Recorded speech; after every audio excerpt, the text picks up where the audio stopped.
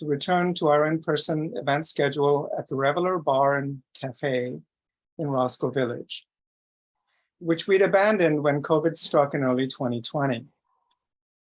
Though we might do a Zoom pop-up now and then. So tonight is a very special occasion for us here at Sunday Salon Chicago. In addition, it's my birthday, yay. Oh. Just know that I've turned 108 and have more jump in my step than that time back when at 22, and by sheer accident, I came face to face with a 16-foot-long king cobra and death in India. That was also a moment when I had my first conversation with destiny, walking away with an awareness of what true freedom and life meant. Which leads me to the Democracy Book Club and Writers for Democratic Action on Twitter. And I'm going to put that in the chat for everyone here. So just give me a second. It's just the Twitter feed. Well, it's the hashtag. So 2 days ago on Friday afternoon, I attended a Writers for Democratic Action book club conversation on Crowdcast online that took place between Congressman Jamie Raskin and Paul Auster, well-known author and one of the founders of WDA.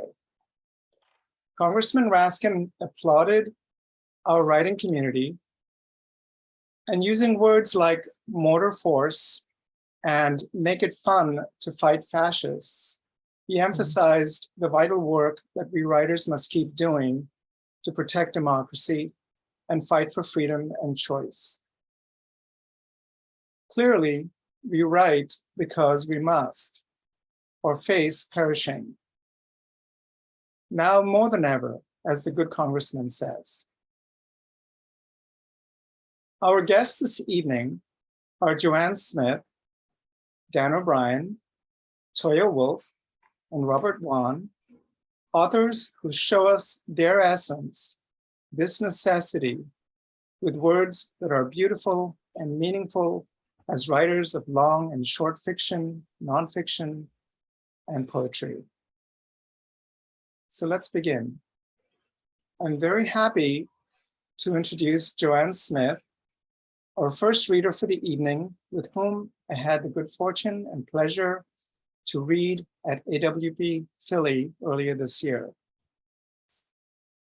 Joann Smith's collection of short stories, A Heaven of Their Choosing, was published by 713 Books in September 2021. Her stories have been anthologized and published in many literary journals. Best American Short Stories 2000 named one of her stories as one of the 100 notable stories of the year. Her novel of historical fiction, When I Was Boudica, is available for purchase. She recently completed a novel titled Birthday Girls and is currently shopping it around. Joann is now at work on a collection of linked stories. Though she's a Capricorn, an earth sign, and lives in the Bronx, New York, her favorite place is the water. She swims, kayaks, and walks out on sandbars whenever the tide allows. You can visit Joann on her website. She's got a Twitter hashtag, Joann Smith 6, and Write Goals on Instagram, and at Joann Smith on Instagram. So please help me welcome Joann Smith. Thank you. Let's see. I'm not muted, right? Okay. Thank you, Ignatius and Natalia and Betsy, for putting this all together. I know that that putting this kind of a series together and maintaining it and growing it is a lot of work. I feel like it's necessary work that we keep nurturing these creative communities. So I just really appreciate what you've done, and I'm really happy to be included, and thanks everybody for joining. So you'll get the sense of my connection to water in this story. This is the first story in my collection, and it's called A Prayer at the Sandbar. No one says anything to the three women who have taken off their bikini tops, so people look at them with interest, with disapproval. They sit in size order, double D, C, B plus, A minus. I find the smallest most appealing because of the way they poke out so cheerfully, defying gravity, unlike the other women's. The women are trying hard to be nonchalant, as if they've done this at every beach they've been to, as if they've made a promise to do this. And as awkward as it feels, they're seeing it through. I'm a regular here at this little bay. I've never seen them before. It's a family beach, but without the dozens of kids. More paunches than sandcastle builders. No lifeguard, no bathrooms, no concessions, no garbage cans. It's a place where when the tide is out, you can walk at least half a mile and still not be in water over your waist. I learned that years ago when my daughter and her friend, both 8 years old, drifted out on their blow-up boat, far out. I was collecting jingles, the delicate creamsicle colored shells that my daughter and I first discovered on this beach, fell in love with, and decided to collect for a vase we were planning to fill. I was cultivating independence, hers from me and mine from her. And so was glancing up periodically, resisting the urge to curtail her adventure. But as happens with me when I'm by water, I eventually lost track. Water can do that to me, erase the world around me and all my connections. I had checked on the girls a moment before, but when I checked again, they were growing smaller in the distance. It took me almost 10 minutes, which is a long time when you're trying to get to your only child, of walking, jogging, paddling through the water to get to them. Her friend had no idea they might be in danger because her back was to the beach. But my daughter, who was facing the other way, knew how far from me she had drifted. She started waving as soon as she saw me coming and kept waving as though I might lose track again. She cried when I got to her, sorry, relieved, terrified. You have to pay attention when you're in the water. You're far out. She knew that. She knew they should have turned back. I didn't know how. I too was sorry, relieved, and terrified. I wanted to make my negligence seem not as bad as it was. But look, I said, waist deep, you can stand here. She rolled out of the boat, rolled her friend out too, laughed, hugged me, asked me to give them a ride back to shore. I should have made her do it, a lesson in rescuing herself. Get in, I said, because whose fault was it really? Anyway, no one says anything to the topless women. People try not to look or try not to be seen looking. It's the Hamptons, but it's not that Hamptons. You have landed on the wrong beach, ladies. I keep sneaking a peek at the smaller woman because I was small-breasted. Mine are fake now, so I don't consider myself as having a size. But when I had real ones, I resented their smallness. Now I think of them fondly. And of the three women, if I could have a choice of their breasts, I'd pick the small ones. What if I took my top off? Or rather, took my long-sleeved sun shirt off, then peeled my one-piece bathing suit down, cups facing out, and sat in my chair with my saline implants, tattooed nipples, and scars on view. Oh, how political. What a feminist, an activist, a survivor, a warrior. The woman would smile at me, probably come over and embrace me, breast to fake breasts, hear me roar. Instead, I go into the water and forget them. Hello, Bay. I float on my back and look into the sky. By the time I get out, the topless women are gone and the tide is going out, exposing the sandbar. I walk out to it as I do almost every evening. But today I want more from it than the shells, the rocks, the eddies full of minnows, and the clams, not so deep in the muck, that it offers. This is the place where my daughter and I found a giant conch 3 years in a row, at least 6 inches long, with a huge snail inside, whose foot we tickled so it curled like a thick tongue. We called him Sheldon, put him back, found him again the next year and the next. Okay, maybe not Sheldon, but we decided to believe it was. I lie in the wet sand wanting to dissolve into the bay instead of going home to my soup, though it is clam chowder, homemade, in the deli. At first, I feel like something the bay sneezed up, slimy with the wet sand and weeds, slick like the rocks and shells. But then I settle into it.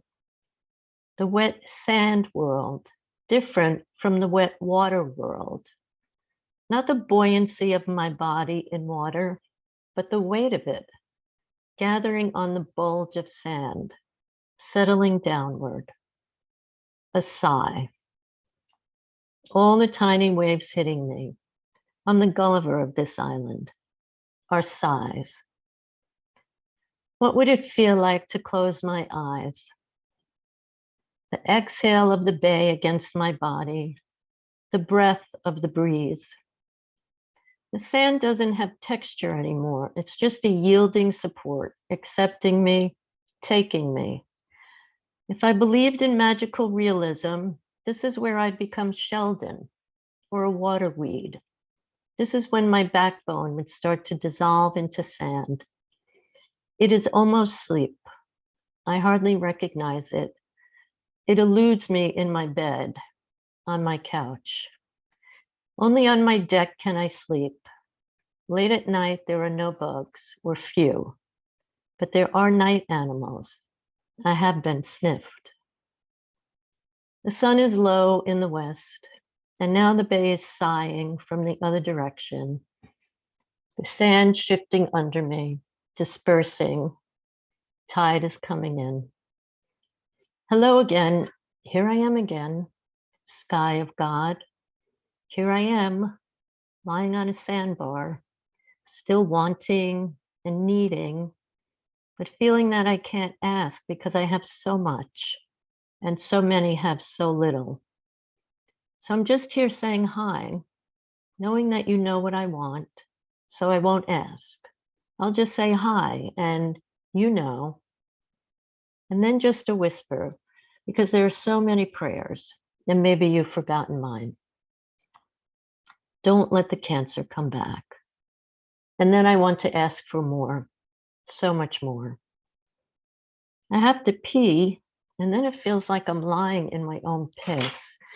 So I lift my hips and rinse my suit, but my needing and wanting and peeing have broken the spell.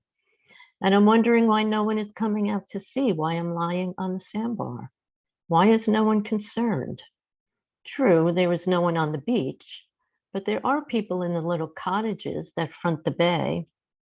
But that's just more wanting someone to come find me. Goodbye, bay. Goodbye, sky. Goodbye, God. Like sex, I do remember it. The after is wet and sticky, but I have a towel to sit on in my car and shampoo and conditioner at home for my stiffening hair. The moths are soon throwing themselves against the screens. Night comes a little earlier now. With a towel around me and my hair soaking in the leave-in conditioner, I pour my chowder into a pot, pour a glass of wine. I have crusty bread too. Not so bad, not so lonely. And look, a message on my phone from my daughter, grown and with a daughter of her own. She wants to come, to bring her baby girl to the bay, where we collected the orange shells, she said. What were they called? And to the Sandbar. Remember Sheldon? Maybe we can find daughter of Sheldon or granddaughter. Anyway, I want to come before the summer ends. This is really the thing I want more than all the other things, God and sky and bay. Give me this and you don't have to give me anything else. My baby, her baby, and me at the bay.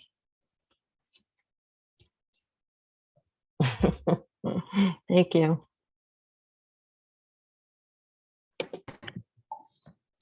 Joanna, thank you so much. That was just beautiful. And I love how the theme of women's bodies is kind of taken up in different ways throughout, and how you express the loneliness that people can feel even when they are around people, or have children or one child. And I also think that you do the cancer thread beautifully.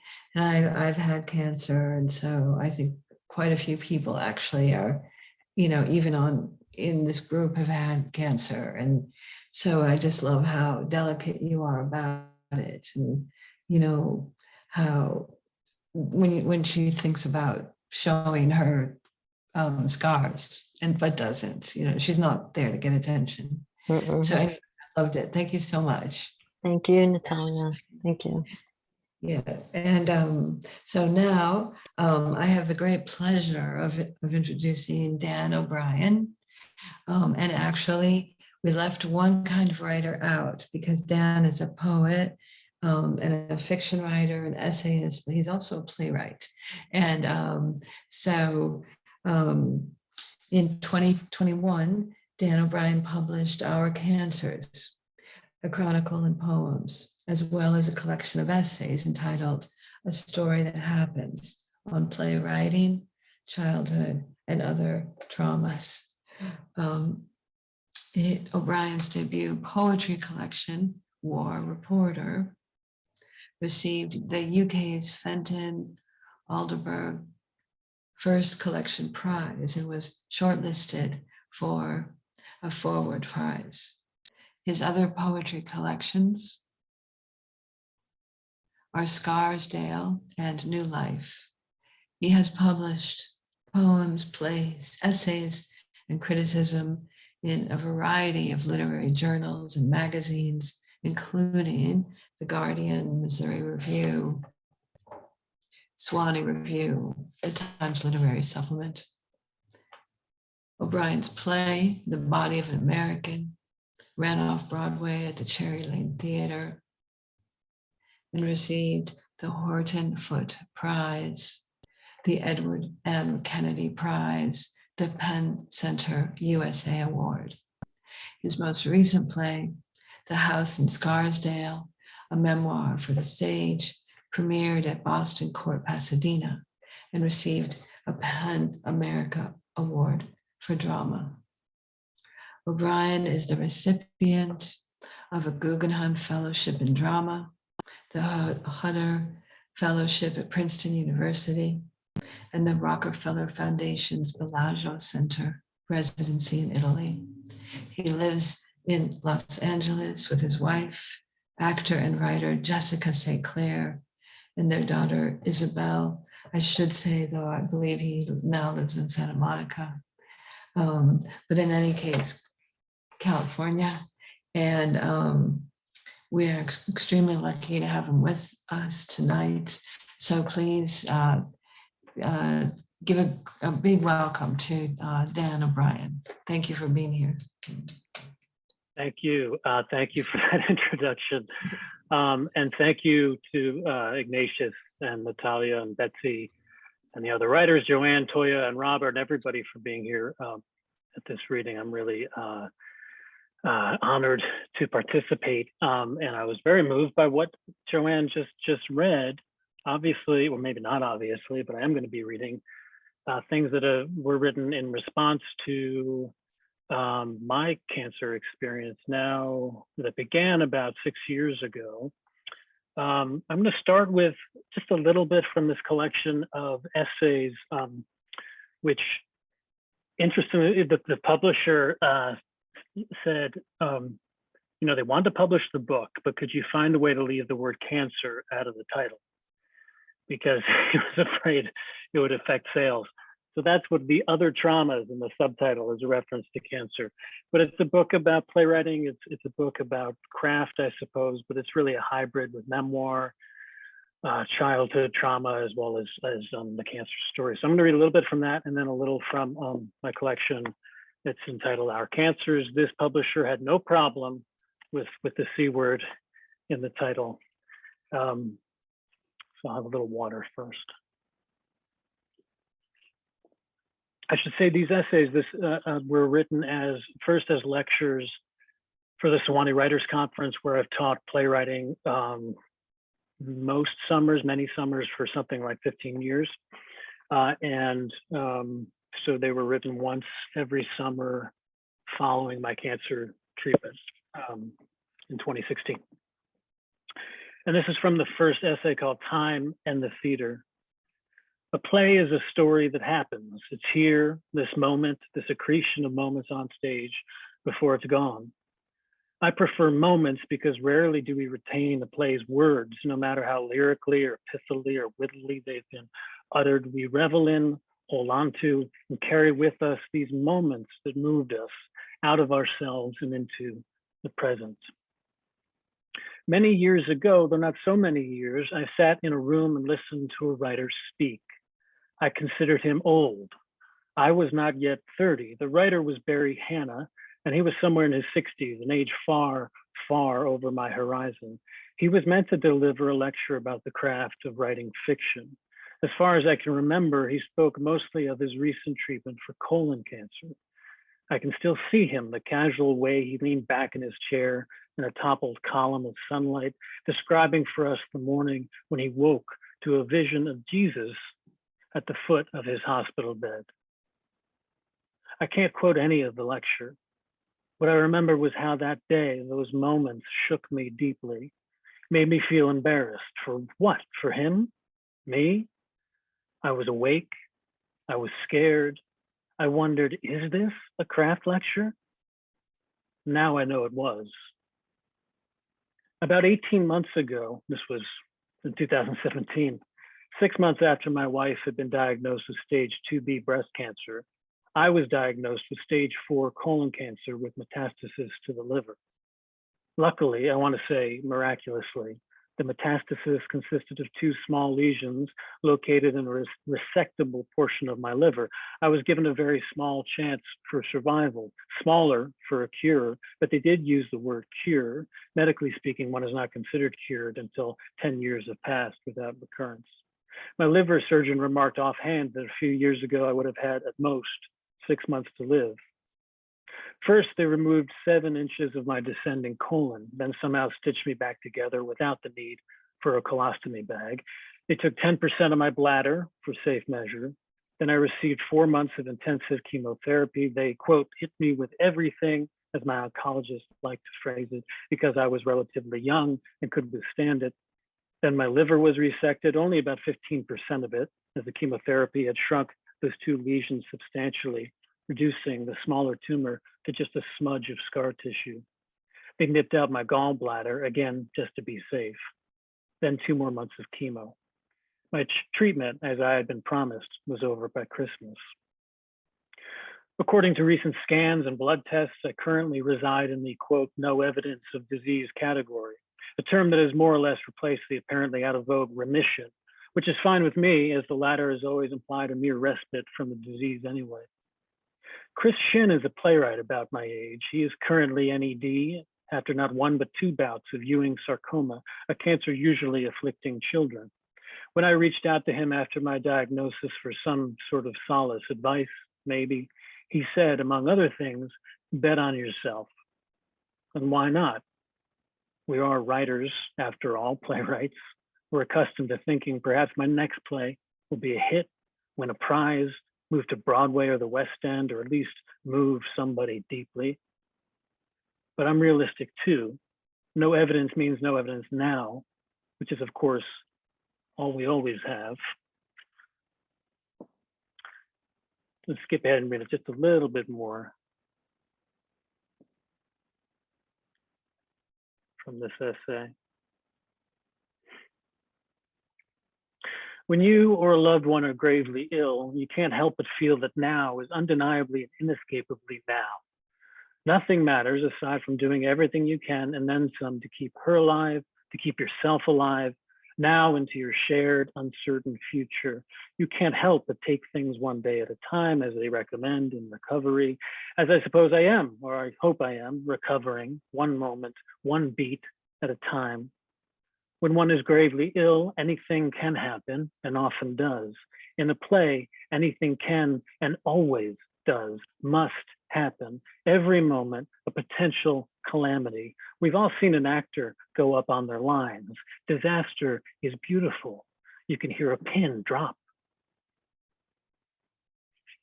So that's just a little bit from the beginning of that essay. So some of the essays get more into the nuts and bolts of craft, and that was a bit more of the lyrical sections. So now I'm going to read a little bit from this collection of poetry. They both books came out on the same day, or maybe they were a day apart in September last year, which felt meaningful, at least to me, that they came out at the same time. This book is very different. It's not verbose or voluble. It's composed entirely of tercets. In many ways, it was an example. It was an exercise in minimalism.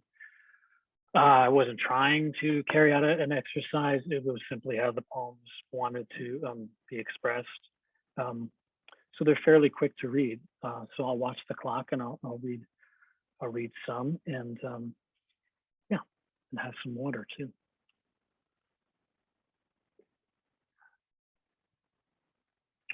One, waking up middle-aged, descending to a kitchen like the inside of a lantern, with the babe of flickering babble when you pause at the running faucet to ask, love, can you feel my breast? Oh no, is all I can say, collapsing finally, the spark catching. Two, another morning, sirens roused us to the specter of a businessman static with ash. He was confused where he was.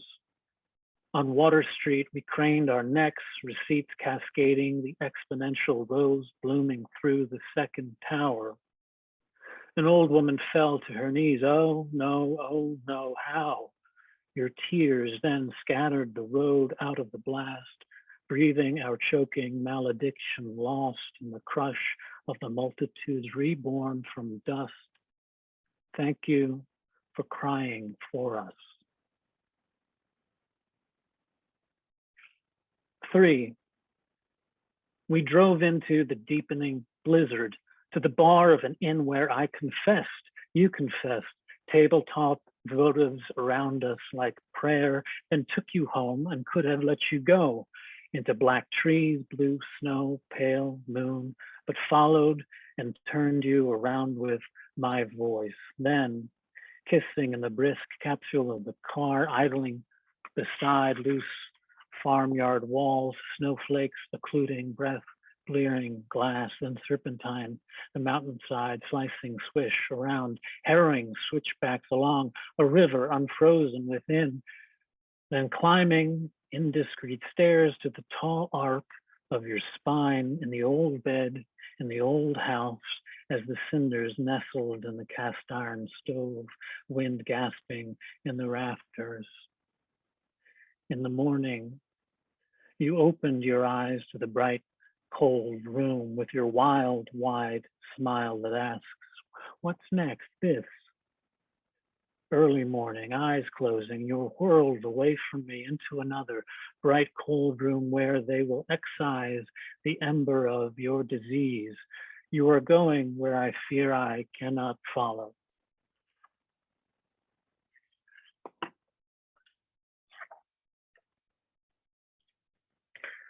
So those three are some of the longer poems.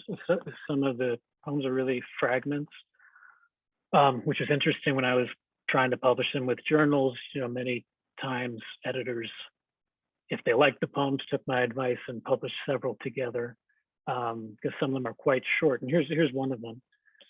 This is 11. Noontime, no warning, night falls. Who knows the cause, the crime?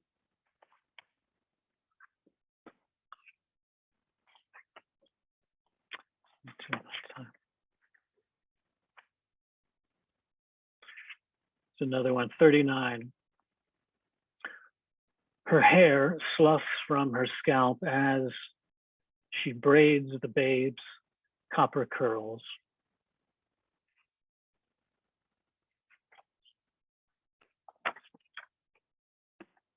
I should say the first 50 fragments or poems were written in the rough draft form during my wife's treatment for breast cancer. And then the second 51 poems, I gave myself one more poem, were during my treatment, or written during the rough drafts, were written during my treatment.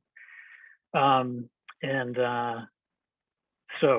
I'm kind of speeding through that experience, but I was trying to capture, it's subtitled The Chronicle in Poems. I was trying to capture the dramaturgy or the arc of the experience of illness, but in this case of cancer, first as a caregiver and then as a patient. So this is a poem 50, near the end of my wife's treatment. 50, spring and the cricket trills. Inside the house, the babe ponders the windows, talking pain. Your temples regrow in cobweb tendrils. I am aging faster than the seasons, the balm of child song, naturally. Maybe I should have said our daughter was not yet 2 when my wife was diagnosed. So she's a character in these poems for sure. And then I'll read just a few more from my side of the story. 52. The surgeon is an amateur composer, promising in his windowless examination cell to force my flesh into lattice-like madrigals. This surgeon prescribes caravanning to an oasis copious with palms and ghosts. This surgeon encourages adoring like children again. This surgeon reads the map of my purgation. Let me heal you, he says. See these marks? I instruct you to wash them all away.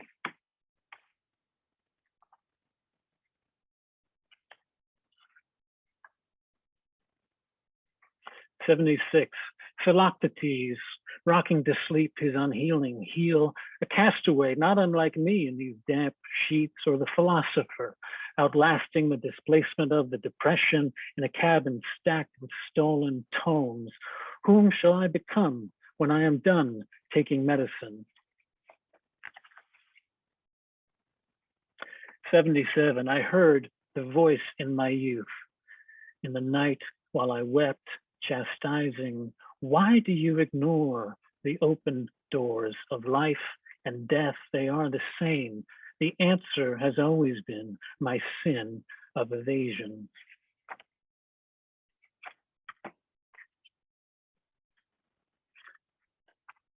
Let's read 2 more.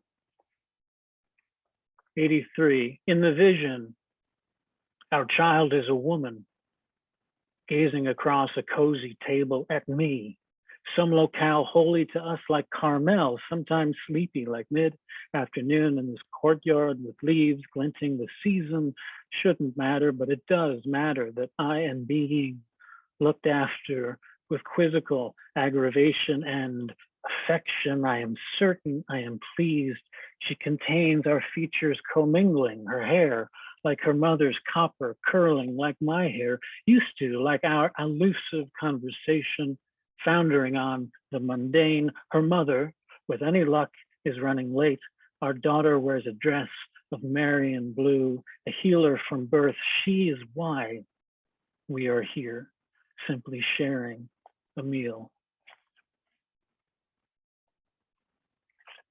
And this is the last short poem in the collection, 101.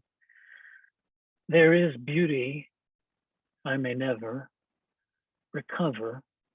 Nobody can suspend the moment, pedaling my bicycle in pursuit of my wife, on hers with our daughter as night falls, moon rises, daughter laughs.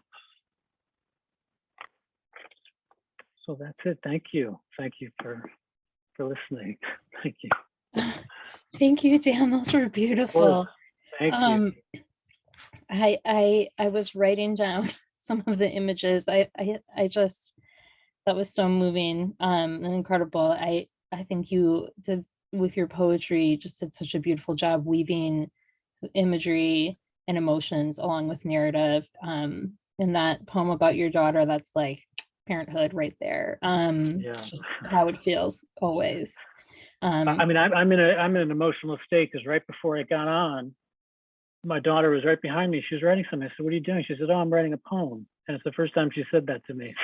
So I'm a little emotional, but thank you. And thank Oh, you no, it was just beautiful. Thank you for sharing that, your work. That was just lovely. Well, I have the pleasure also to introduce, somebody asked to hear your daughter's poem, so maybe at the end you can bring her in. She's very private about it so far, but I'll see what can be done. So it's in the drafting stage, so I understand. Yeah.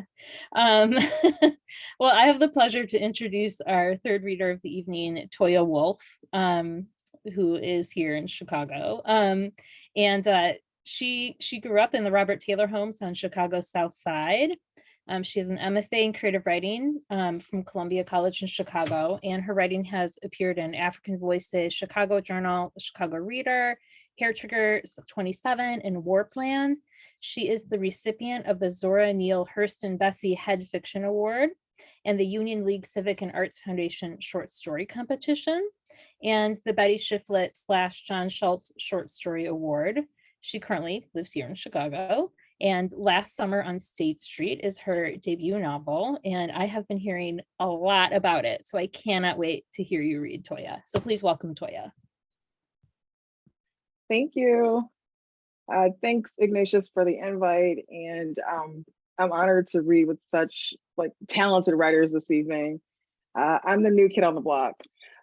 Wrote this book last summer on State Street, and I'm gonna read a chapter. It'll be sort of we used to call it like a full movement. So you don't need a ton of setup, but it's still July. So it's a scene where the four girls, the book follows four 12-year-old girls, and they're having sort of their last summer together in the Robert Taylor homes. The city's tearing down all the housing projects. So this is kind of one of those the trailer moments, the film people talk about trailer moments. And so I will just read from this chapter. The chapter is called Bombs Bursting in Air. Mama took me out of the neighborhood all the time, but Precious lived at her church, and both Stacia and Tanya's lives seemed tethered to the block. So I knew a field trip was just what we all needed. We had a few days to get ready for the trip, and we would all have colorful outfits and, thanks to Mama, freshly braided hair. We smiled at the thought of getting all dressed up for an outing. You couldn't tell none of us that we weren't the cutest girls in the world. On July 3rd, when the bus arrived, I wanted to sit next to Tanya. I let everybody go ahead of me. Stacia rushed on first and found a window seat, and Precious sat next to her. When Tanya got on, I let her have the window seat in our two-seater, and Mama sat behind us. I enjoyed watching Tanya watch people out on the street. Sidebar, Tanya's like the outsider who just got invited into this trio that's been together for sort of a while. And one of the girls is sort of not happy about it, but this is why our narrator keeps looking at her and is trying to make sure she's comfortable. I let everybody go ahead of me. Stacia rushed on first and found a window seat, and Precious sat next to her. When Tonya got on, I let her have the window seat in our two-seater and Mama sat behind us. I enjoyed watching Tonya watch people out on the street. When the bus stopped to pick up more passengers, we all turned around to see who would get on. With thousands of people living on each block of South Stage Street, during those days, there was always something to see. We were easily amused, so if someone had to run to catch the bus, we'd crack up at their struggle. On one block, people got wet up with super soakers. Another corner just had people standing around looking. A fire hydrant shot water high into the air, and we all leaned our faces into the window, wishing we could get off the bus and play. You only got a few minutes of this homemade water park before the fireman showed up, pissy. At 48th Street, we were no longer amused. We saw a wrecking ball and it sobered everyone's mood. My building used to be right there, Stacia said, pointing to a wide open space across from a building with wires hanging out the side. For real? I asked her, because I didn't know what else to say. Then Tanya looked at her with a sadness that said she understood exactly what Stacia felt. She stared out the window too, looking at the emptiness. But Stacia looked away. Reality snatched us out of our giggling moment. It was like that summer. One minute we laughed loud and played hard. The next we were silent and worried. The bus started moving again until we stopped at Beethoven Elementary. That was my school, Stacia said, our depressed tour guide. We all looked over at it. Then Precious asked her, "You like Beethoven better than Farron?" Stacia thought about it for a minute, then said, "I never had friends like y'all when I was there." Precious and I smiled at this. It was sweet to hear her talk about us like we were special. Tanya gave us a soft smile, then turned back to the window. Precious returned to the novel she was reading. I watched my friends and the people getting on and off the bus. Every once in a while, I'd catch Tanya looking at me and we'd smile at each other. As we drove, the buildings kept changing color every few blocks. Red, then white, then red, then white, then red. Our version of the flag, these buildings, like crumbs we scraped up from the plate of somebody else's American dream. After 20th Street, when the projects ended, we crossed Roosevelt Road and Tanya said, "This gotta be the biggest street in Chicago." We got excited about that. Then Precious snapped her head up from the coldest winter ever, a novel Stacia took from one of her sisters that we've been passing around the group all summer. She said, "King Drive is wider," then found her spot in the book and kept reading. "No, it's not," I told her. Then Stacia agreed with me saying, "King Drive ain't bigger than this street." We started to get loud, so Mama stepped in. "Ladies," we all looked at her. She said, "Inside voices." Then I asked Mama, thinking she would settle it for us, "Which one is bigger?" "I want you to find the answer," she said. We all groaned. It was a Miss Pierce answer. Our teacher never told you the answer to questions that you had. Once, somebody tried to settle this argument about Wacker Drive. They heard that it ran north and south, and somebody else said east and west. She sent us all home for the weekend to find the answer. Turns out it was a trick question. In Chicago, Wacker Drive runs north, south, east, and west. Right after our argument about Roosevelt Road, these boys got on the bus in dingy white tees, their ashy hands gripping scuffed up mop buckets and drumsticks. As soon as they all sat down in the back of the bus, Stacia turned around, leaned past Mama and yelled, "Y'all going to the fireworks?" Mama and the boys started talking at the same time, but Stacia heard her name, so she looked at Mama. "Remember we talked about being a lady?" Stacia just stared at her like she couldn't remember. There was nothing about being a lady that got her excited. She probably tuned out that little speech right as it was coming out of Mama's mouth. She nodded anyway. Would a lady yell across an entire bus? "Sorry," she said, but then she snapped her head back, hoping the boys would repeat their answer. At Balboa State, we tumbled off the bus like clowns in our red, white, and blue outfits. Me and Stacia jumped off the last step, our legs flying everywhere. Mama pulled us aside right away and threatened to take us across the street to get back on the bus to go home. We promised to act right. She made us hold hands and we stomped down Balboa Street, up and over and down the bridge. And then Toyah spied the Buckingham Fountain shooting water high into the sky. Look, she said, louder than I'd heard her say anything. Everybody said, ooh. We walked and walked until we found a spot to put out our blankets. When we settled into a place on the hill, Mama let us roll around while she snapped pictures of us enjoying the sky and lake and grass. We played Uno and hand games and watched the birds fight one another for scraps of food that people tossed on the ground. We were looking at the masses of white people, curious about who they were and how they lived. I remember what Quan told that kid, little man, that we had to move because white people wanted to be closer to their jobs. His words will follow me around for years. While Precious and Stacia were locked in a tense game of Uno, me and Toyah rode down the hill a few more times. Out of earshot, Toyah said to me, I wish we could stay here forever. We got enough food, I said. We could sleep right here in the grass, she said. And I added, and drink the water down there. I pointed at Lake Michigan and Toyah wrinkled her nose. We could fish when we run out of sandwiches. She gave an audible sound of disgust after that, and we both laughed as we hiked back up the hill to where Mama had set up camp. I wish we didn't have to ever go back to the buildings, Toyah said, looking out toward the water. I enjoyed going to Grant Park too, but the serious look on her face reminded me about her life back home, that her mama was probably doing drugs. I reached over and rubbed her back, and the motion seemed to bring tears to her eyes. We were quiet for a second. Then I heard Stacia yelling, I beat her, Fifi. I finally won. It got dark, then reds and golds started exploding in the sky. Toyah's mouth and eyes opened as wide as they could, as if she intended to catch all the colors. And Stacia looked so little and sweet for once, her face smooth, eyes soft and relaxed like they were preparing for tears to fall. Precious had the biggest smile on her face, and even though it was dark and I couldn't prove it, I knew that red had spread all over her cheeks and forehead because it happened every time she had a burst of joyful emotion.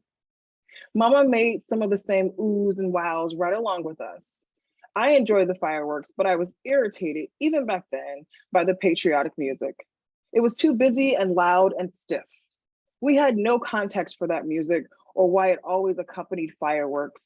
We knew that it was the 4th of July, but when I was a kid, all that I knew was that no one had to work, and it seemed like the entire city of Chicago went downtown on July 3rd to watch the fireworks burst over the lake. When only smoke covered the sky, we knew it was over. On the trip back across the bridge, we skipped together, swinging our arms and kicking rocks until we reached the fountain.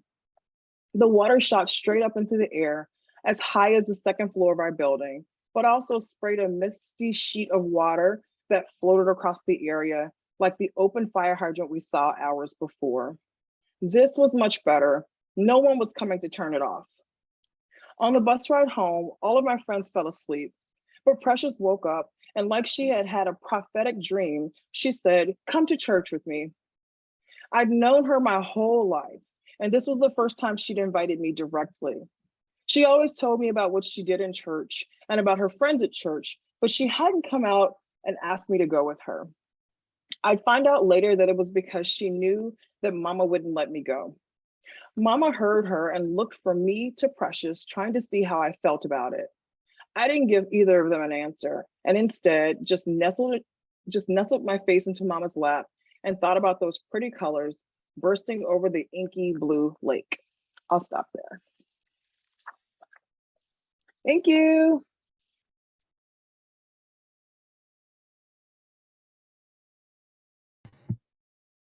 That was wonderful. And I see comments that, and I was thinking similar things, especially when you talked about like just not liking patriotic music. And also, the way that when you're a kid, that even things that we get sort of jaded about are so impressive and just wonderful. And I love how they're sort of at that age, they're still children, but you know that they're going to, in some ways grow up by the end of the novel. I'm thinking, but so beautiful. So thank you so much. And So it's my pleasure now to introduce our final reader, who is Robert Vaughan. Robert Vaughan is an award-winning author, playwright, and teacher. His books include Microtones, Attics and Basements, Rift, and Funhouse, and Askew.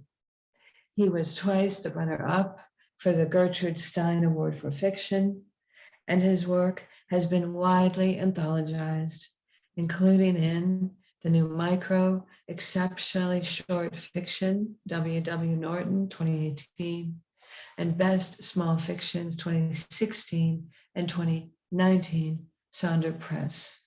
His plays have been produced in San Francisco, New York City, and Milwaukee, and he is editor-in-chief of Bending Genres. We're so lucky that he's here with us. Give him a warm welcome. And Robert, it's all yours. Thank you so much. I have to echo what all the former readers have said. First of all, what a pleasure, Joanne and Dan and Toya, to read with brilliant writers like you. Thank you. And also, Ignatius, thank you for the invite. And Natalia and Betsy, thanks for making this such a great reading series. My writing is kind of across the map. I write a lot of hybrid stuff where I borrow from different genres. So I'm going to open with something from Attics and Basements first that's called The Femur, and it's the first piece. When my ex FedExed me a small box of her pubic hairs, it ranked right up there amongst the strangest things I'd ever received in the mail. But the oddest was my grandfather's femur. I was away at college when he passed, shoved in front of a train by his third wife while visiting Berlin, my mother's theory. Then Dad decided to send along the package. When I opened it, I wasn't quite certain if it was a joke. No note, no return address, just the bone, suspended and fused inside a rectangular plastic frame, like a tarantula my kid sister had. I placed it on my dorm room closet shelf. Through the years and multiple moves later, I'd grown attached. It was as if we shared bone, cartilage, nerves, connective tissues. It was what prompted me to pursue forensics. And I towed it, not an easy task, to my yoga classes or to weekly seminars in Vegas. Cradle it at night, the smooth surface reassuring, hum ourselves to sleep. After I got married, my wife begged me to get rid of it, wouldn't listen when I pleaded with her to let it stay.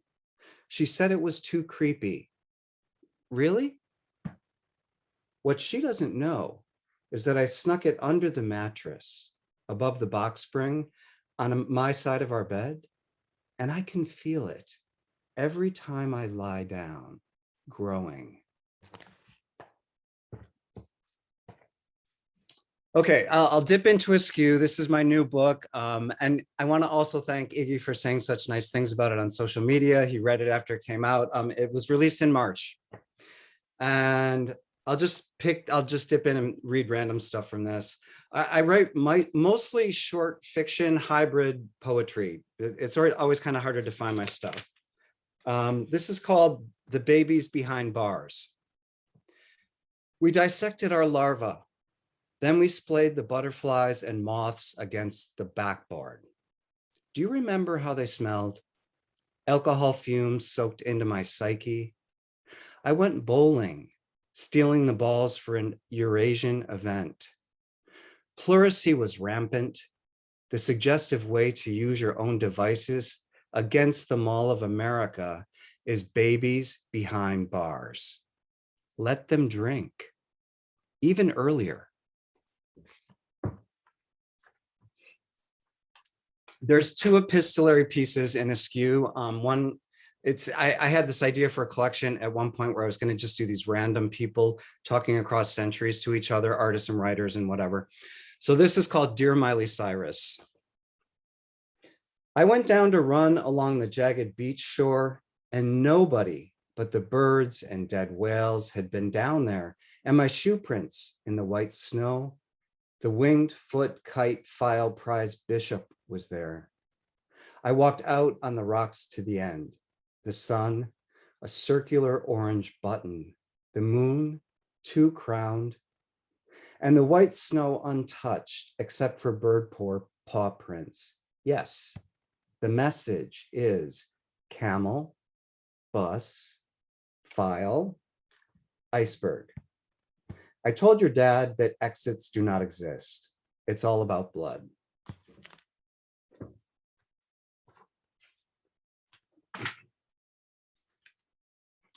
Okay, I told you I write weird. So, here's a couple more. This is called Divested. I had grown used to it. Boils, acne, the blizzard that shuts us in, devouring bird whistles.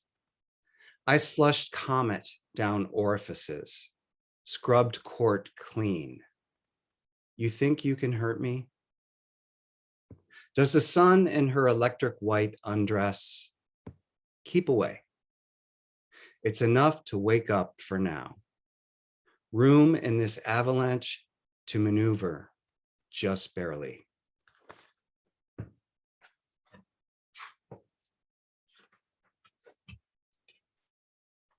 Okay, this is called the Grand Canyon.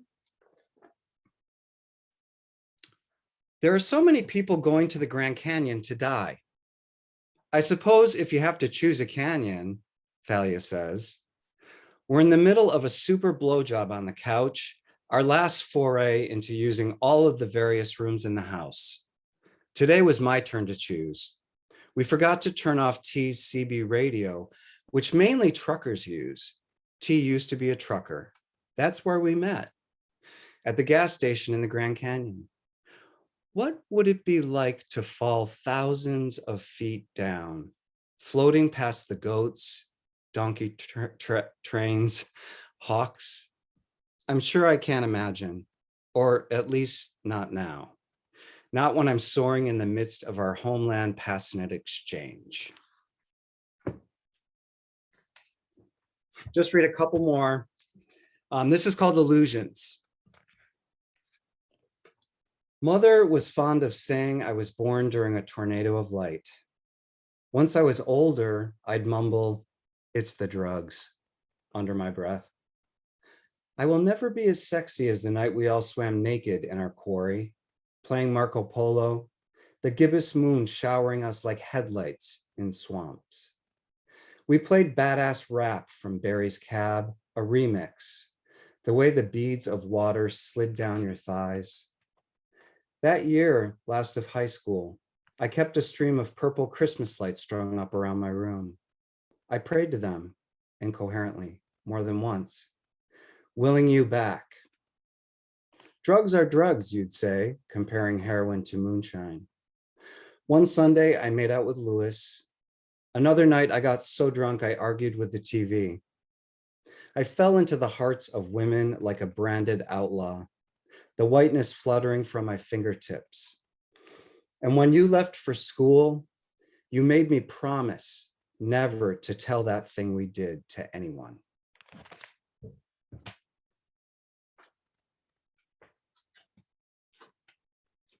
Okay, I'll read this last one here, called One Fine Sundae. There is a couple on the floor of a closet. She has just come from the salon after church, her bangs trimmed so short they are barely visible. He is not into what she suggests, swallowing her various limbs until he either chokes or a limb goes entirely missing. They start with her feet, first left, then right, but it doesn't work. They both jam at the back of his throat. Yet when she sticks her right index finger in, something shifts. His throat opens. Her entire hand slides deeper. His heart swells as he swallows her hand past his epiglottis, up to her wrist. She leans back, eyes closed, ecstatic. He presses his arms over his heart, not ever wanting to lose this moment. What is there to lose? She is thinking about what life might be like without a limb, without an organ, without desires that are beyond this realm. The longer he swallows her arm, the more possibilities open up. Thanks, everybody. Oh my God, that was amazing. I'm gonna be thinking about all of those pieces for a long time. Weird is very good here at Sunday Salon. We're very supportive of Weird. Yeah, that was really fantastic and really well done. So I just want to say thank you to all the readers, to Robert and Dan and Joanne and Toya. Thank you for sharing your work with us. If you are able to stick around, since this is our last reading on Zoom, we've been doing a short Q&A at the end of the readings on Zoom because it works in this format. So if you'd like to stick around, anyone, and ask a question about the work, please do so. And if not, you know, we'll be back in person in theory at the end of September. So, okay, I guess. So anyway, thank you, readers, and we'll open it up to Q&A now. I love it. It's so good.